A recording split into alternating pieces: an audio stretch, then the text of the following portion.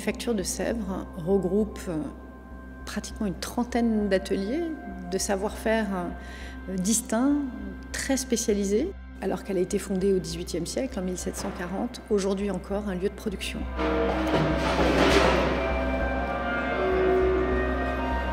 De pièces historiques, de pièces patrimoniales, classiques, qui sont dans le répertoire de la manufacture de Sèvres, et de création artistique. Et donc quand nous invitons des artistes à venir travailler à Sèvres, les artistes inventent, créent, innovent en collaboration étroite avec les artisans et donc sont amenés à produire main dans la main avec eux, à être confrontés à la matière.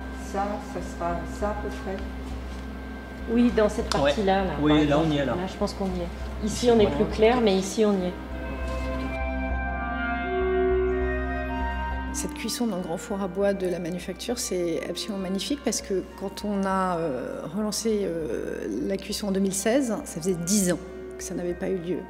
Et donc il y a eu 2016, grand moment, et là, 5 ans plus tard, on recommence et c'est un moment absolument exceptionnel, un moment qui traduit cette vitalité qu'il y a à Sèvres autour de la transmission, autour de la création et autour du partage.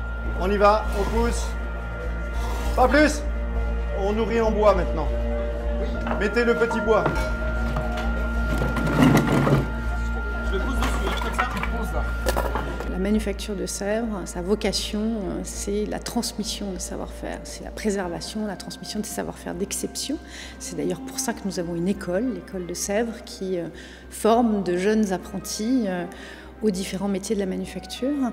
Et donc ce moment particulier de la cuisson dans le four à bois, alors qu'on est passé à des cuissons au four à gaz, au four électrique, c'est un moment particulier de transmission pour les nouvelles générations.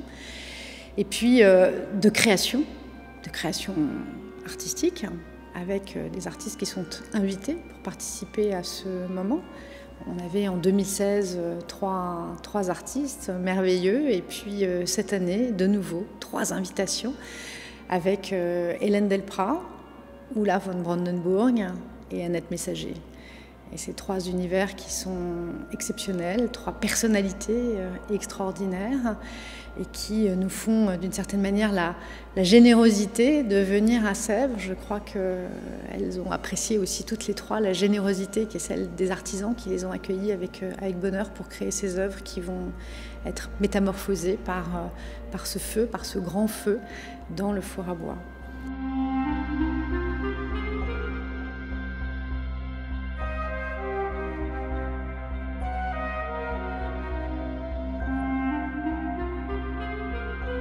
Il y a des différences, évidemment, entre chaque vase. Un tout petit peu ici, c'est peut-être qui se rapproche le plus des aquarelles que je fais parce que les couleurs sont vraiment mélangées beaucoup. Du coup, la surprise va être encore plus forte quand ça sort parce que ça, c'est vraiment difficile à dire. C'est quel ton ça va faire exactement. Tu vas voir là, avec cette chevelure, là, tu as plusieurs couleurs qui se superposent. Et tu vas avoir sans doute une forme de relief. Parce que ce qui est intéressant, c'est qu'au-delà de la forme, tu puisses avoir ce travail qui rende compte de la matière et d'une certaine manière de l'épaisseur de la matière. Et donc c'est en ce sens que c'est très différent des aquarelles que tu fais sur papier. Dans ce projet, les formes préexistaient. Ce sont des formes de vases du répertoire de Sèvres, des formes plutôt anciennes, d'autres plus contemporaines, de tailles différentes.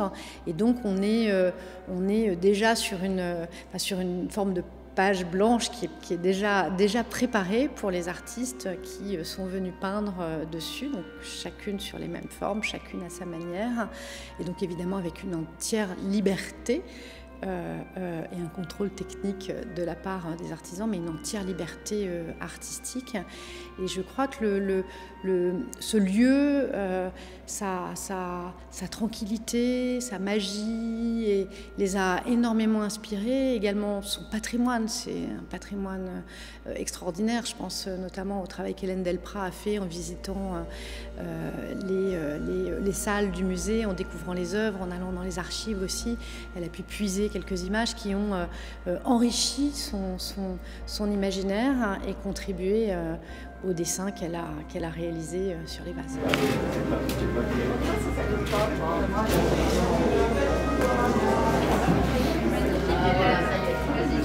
Alors le moment de la cuisson, c'est un moment absolument magique. On sent le cœur, le souffle de la manufacture qui est dans ce four et toute l'équipe qui autour du four qu'on allume et qu'on entretient pendant 33 heures d'affilée. Et donc on est un peu comme une petite tribu qui s'anime autour de ce foyer de la création.